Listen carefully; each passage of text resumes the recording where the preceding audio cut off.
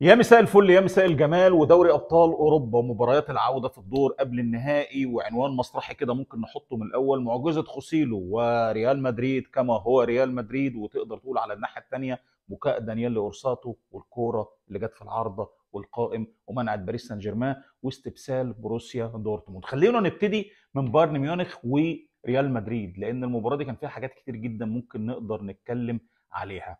توماس توخل من البدايه كان امن بفكره ان هو هيعمل بعض التغييرات عل وعسى انه يقدر يحرز هدف يعقد الامور على ريال مدريد، وده يمكن اللي عمله. ولكن الهدف حتى لما جه بطريقه مش زي ما بدأ بيها. ليه؟ في مباراة الذهاب كان موجود جروتزكا بيلعب في وسط الملعب، وكان موجود جمال موزيالا هو اللي كان موجود في احد اطراف الملعب الهجوميه، وكان موجود توماس مولر. قرر التخلي عن توماس مولر، قرر التخلي عن جروتزكا، ولعب بجمال موزيالا في قلب الملعب، وجاب جنابري الراجل اللي كان بيتكلم عليه في المؤتمرات الصحفيه وكان بيراهن عليه ان جنابري هو اللي هيحرز الهدف اللي هيعبر ببايرن ميونخ الى المباراه النهائيه. جاب جنابري لعبه شمال، لروا سانيه ناحيه اليمين، وجاب الكسندر بافلوفيتش اللاعب الصغير اللي كان بيراهن عليه علشان يكون متواجد في نص الملعب بشكل جيد مع لايمر، وقدامهم كمان موزيالا، فيقدروا يصنعوا الفارق لصالح بايرن ميونخ وهم هيدافعوا من اول دقيقه. وكيم من جاي الراجل اللي ما لعبش اصلا بقى المباراه الثانيه من بدايتها للكوارث اللي عملها في المباراه الاولى، ورجع ماتياس ديليخت اللي كان مصاب. بالتشكيله اللي حصلت دي كان في مشكله واضحه جدا جدا جدا عند بايرن ميونخ، وهي مساله التحولات الهجوميه اللي المفروض كان يراهن عليها بايرن ميونخ ما كانتش بتتم بطريقه جيده. لان انت جمال موزيالا رغم ان هو بيلعب في وسط الملعب كان بعيد قوي انه يقدر يصنع الفارق. لايمر الراجل مشغول بمجهود دفاعي رهيب جدا. الكسندر بافلوفيتش ما تقدرش تمسك له ادوار معينه عظيمه زي مثلا ليمار دفاعيا، جمال موزيالا اللي بيحاول هجوميا رغم ان هو كان بعيد تماما. فبالتالي كنا بنشوف ايه بقى؟ هاري كين دايما اللي بينزل وسط الملعب عشان هو اللي يعمل مساله الربط ما بين الخط الخلفي والخط الامامي في وجود بقى لوروا سانيه وجنابري علشان يقدروا يكملوا الهجمه. وهنا ممكن في بعض الاحيان وانت بتتفرج على ادوار هاري كين تقول عليها ان في ادوار منها مش جيده، لان كان ساعات بيفقد الكوره بطريقه سهله شويه. ولكن المجهود اللي عمله هاري كين ومساله الربط اللي عمله، حتى ان لقطه الهدف بتاعت الفونسو ديفيز لما نزل مكان جنابري اللي اصيب في الدقيقه تقريبا 26 27،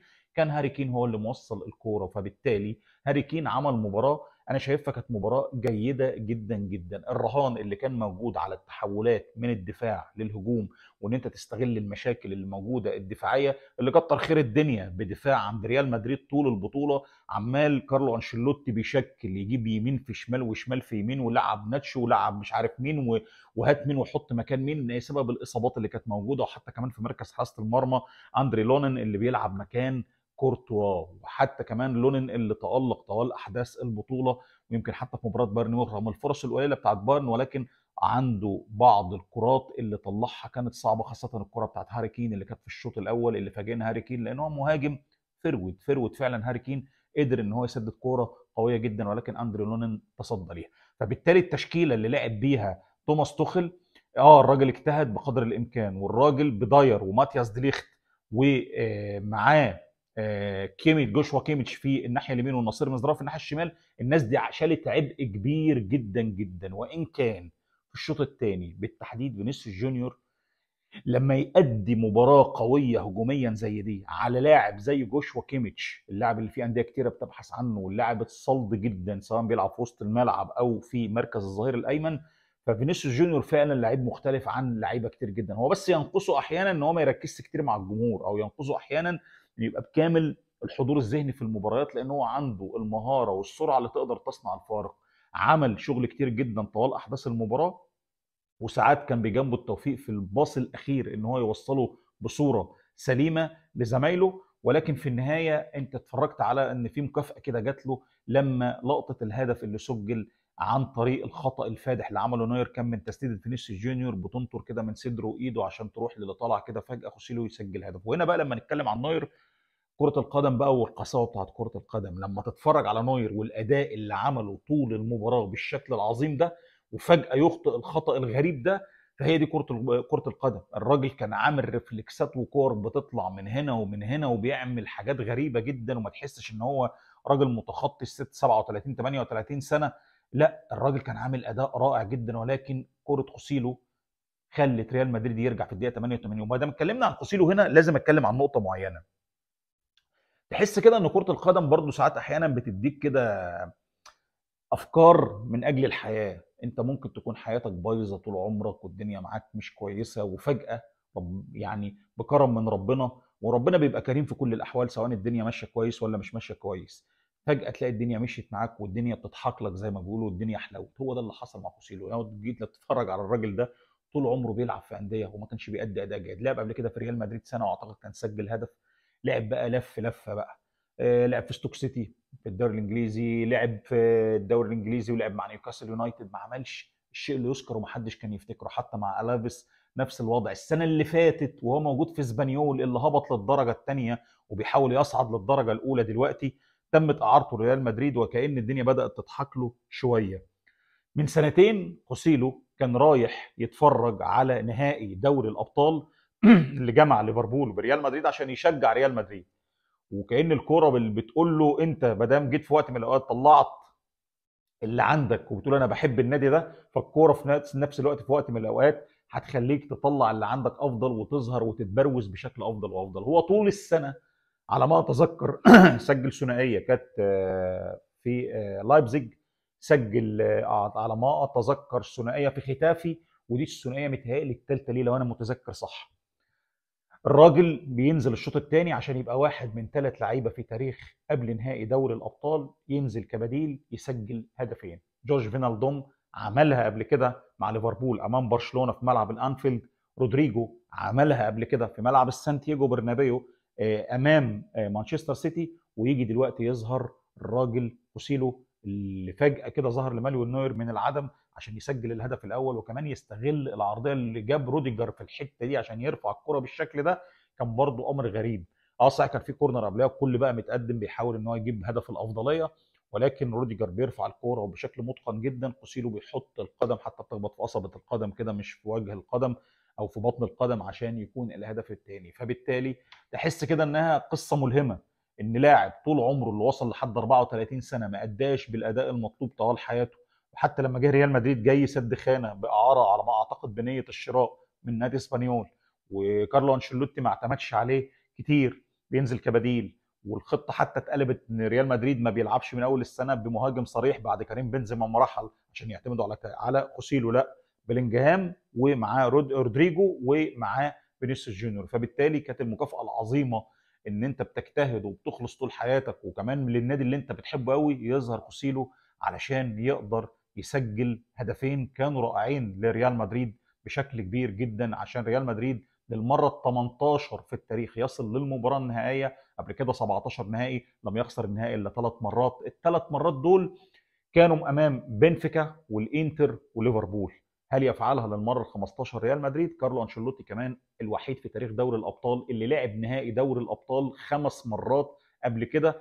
بيخليهم كمان بيزود الرقم بيخليهم 6، 3 مع الميلان 2003 و2005 و2007، وكمان 3 مع ريال مدريد توماس توخل لو كان وصل للمباراه النهائيه مع بايرن ميونخ كان هيبقى النهائي هيبقى مكرر زي ب 2013 اللي حصل قبل كده، وعلى ملعب ويمبلي برضه ما بين بروسيا دورتموند وبايرن ميونخ. وكان توماس توخل هيصبح المدرب الوحيد في تاريخ دوري الابطال اللي يصعد ب3 فرق للمباراه النهائيه مع باريس سان جيرمان وخسر 2020، ومع تشيلسي وكان قاب قوسين او ادنى انه يوصل مع بايرن ميونخ. يمكن هو كمان عمل تبديل كيم من جاي، وده تبديل انا شايفه والله كان جيد ان انت بتحاول تقفل الملعب وبتحاول تقفل، ولكن كوره مانويل نوير اللي قلبت الدنيا. وهنا بقى ريال مدريد ما تامنوش في اي حاجه. يعني لو تفتكر مباراه باريس سان جيرمان برضو قبل كده اللي كانت في الادوار الاقصائيه وفجاه برضو خطا من دوناروما قلب الدنيا. ريال مدريد لما بيلاقي بس الباب كده بيتوارب خلاص الدنيا بتفتح فتحه ما يعلم بقى الا ربنا زي اللي حصل في المباراه عشان يصلوا الى المباراه النهائيه. سريعا كده بقى هتكلم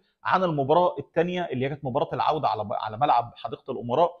اللي المباراه دي بقى بصراحه انا شايف ان ايدن تريزيتش المدير الفني بتاع بروسيا دورتموند والله العظيم انا حاسس كده ان انا بتفرج على مدرب ايطالي بطريقه الدفاع. صحيح كان في توفيق وتوفيق كبير بالكور اللي خبطت في العارضه والقائم، ولكن صدقوني كره القدم الواحد مش متعود عليها انها تدي لحد الا لما بيجتهد. التوفيق هيجي لك ممكن يجي لك، بس انت لو ما اجتهدتش التوفيق كانه لم يكن.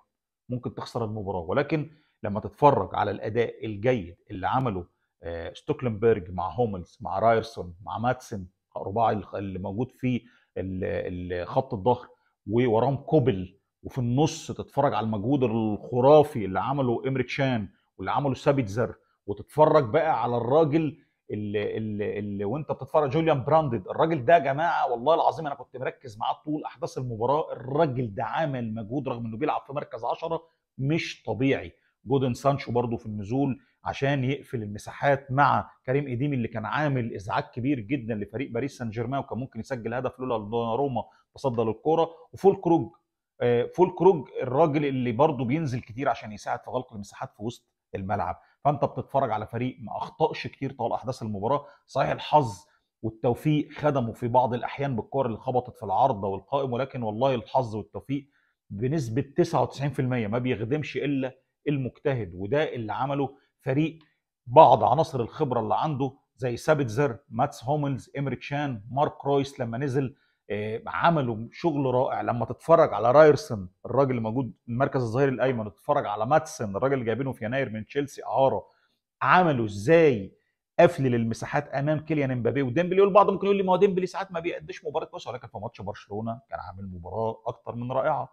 ديمبلي ما عرفش يتنفس طول المباراه من ماتسن الراجل الظهير الايسر. رايرسون برضو كان عامل مباراه رائعه جدا في الضغط الدائم على كيليان امبابي، اللي لو وجد بس يعني 2 متر هيعرف يصنع الخطوره ويعرف يعمل المشاكل المطلوبه. ولكن في النهايه كوره عرضيه من ضربه ركنيه ماتس هوملز بيقدر يسجل منها هدف الوحيد للمباراه، عشان بروسيا دورتموند بنفس الكيفيه اللي عملها في 97. ودي ذكريات اليمه والله العظيم بالنسبه لي، انا بتشجع اليوفي، وكان بروسيا دورتموند البطوله الوحيده اللي خدها في تاريخه كانت امام اليوفي 97 في المباراه النهائيه. وانا كنت المباراه دي كانت ذكرى حزينه بالنسبه لي، كنت لسه في الكليه في الوقت ده. ولكن اتذكر ان المباراه قبل النهائيه في الوقت ده كانوا تفوقوا على الفريق اللي المفروض مرشح عنده الافضليه اكتر، زي دلوقتي باريس سان جيرمان اللي كان عنده الافضليه اكتر. فازوا بنفس النتيجه 1-1 على مانشستر يونايتد. اليكس فيرجسون اللي بعديها على طول بسنتين خد دوري الابطال، كان بفريق عظيم جدا. ولكن بروسيا دورتموند مع ماتياس سامر اللاعب اللي كان واخد جائزه احسن لاعب في اوروبا 96 قدر ان هو يتفوق، ويتفوق كمان على حامل اللقب اليوفنتوس مع المدرب العظيم مارشيلو ليبي. ويقدروا، انا مش بقول كده ان انا ممكن يقدروا يعملوها ممكن يقدروا يعملوها مع ريال مدريد، كل شيء وارد. ولكن برضه الفروقات كبيره. يعني فريق بروسيا دورتموند 97 كان فريق كبير جدا جدا، والفريق ده اللي كان يقول قبل البطوله انه يصل حتى للمباراه دور الثمانيه استحاله كان حد يرشحه. ولكن مع مرور الوقت في دور المجموعات ان انت تصدر مجموعه فيها باريس سان جيرمان، اي سي ميلان، ثم نيوكاسل يونايتد، ده كان امر يحسب لهم. ولكن برضه بعد المرور كمتصدر للمجموعه استحاله حد كان يقول ان هم يوصلوا للنهائي. ممكن يكون ان هم ادوا اداء رائع في مباراه الاقصائيه، وبرضه القرعه خدمت شويه. انت تقع مع بيس في اند هوفن، تقع مع اتلتيكو مدريد، صحيح طلع انتر ميلان اللي كان طرف المباراه النهائيه السنه اللي فاتت، ولكن انتر ميلان عمل اخطاء بالجمله لما تواجه في ملعب الواندا متروبوليتانو امام اتلتيكو مدريد. واتلتيكو مدريد فريق مش سيء ان انت تقدر تتخطاه وتقدر تتخطى باريس سان جيرمان، فده شيء رائع جدا جدا جدا لايدن تيرزيتش ورجال ملعب السيجنال ادونا بارك فريق بروسيا دورتموند. اكيد هننتظر نهائي عظيم جدا ما بين فريقين، فريق بيصل للمباراه النهائيه للمره ال 18 وفريق بيصل للمباراه النهائيه للمره الثالثه. لو انت بقى وصلت معايا في الفيديو لحد اخر لقطه كده، قول لي بقى انت بترشح مين؟ هل ريال مدريد كالعاده يقدر ان هو يفوز بالبطوله، ولا يقدر يعملها بروسيا دورتموند مع ايدن تريزيتش؟ واعتقد لو ده حصل هتبقى واحده من اكبر المفاجآت في تاريخ بطوله دوري الابطال. اعتقد كده انها ممكن تضاهي فوز ستيوا بوخارست باللقب 86 على ملعب رامون سانشيز بسخوان على حساب نادي برشلونه بركلات الترجيح في الوقت ده، لما هيلموت قدام حارس المرمى كان متالق بشكل كبير لصالح نادي ستيوا بوخارست. لو وصلت لحد الفيديو للاخر، وده طبعا يعني صعب قوي ان تلاقي حد بيكمل ال 18 دقيقه، ولكن لو وصلت ولا ال 19 ولا ال 20 دقيقه يمكن انا ما اعرفش الوقت ايه، يعني قول لي توقعاتك ايه للمباراه النهائيه. سلام.